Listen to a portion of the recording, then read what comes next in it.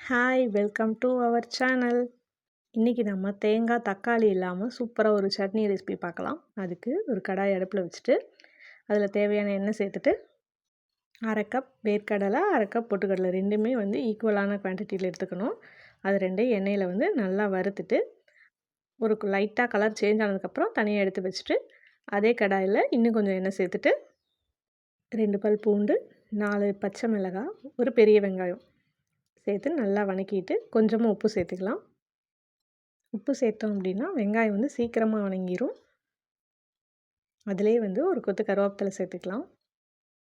கருவேப்பிலை சேர்த்துட்டு ஒரு சின்ன துண்டு இஞ்சி சேர்த்துட்டு அதையும் நல்லா வதக்கிட்டு சின்ன துண்டு புளி சேர்த்துக்கலாம். ஆற வச்சு அரைச்சி எடுத்துக்கலாம்.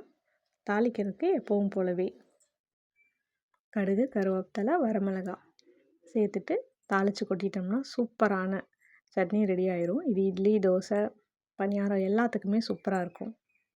தோசை ஊற்றி ரொம்ப நாள் ஆயிடுச்சு, புது கல்லுங்கிறனால இன்றைக்கி ட்ரை பண்ணி பார்க்கலாம். சட்னியோட டேஸ்ட்டு டிஃப்ரெண்ட்டாக வேறு லெவலில் இருக்கும். ட்ரை பண்ணி பாருங்கள். தேங்க்யூ.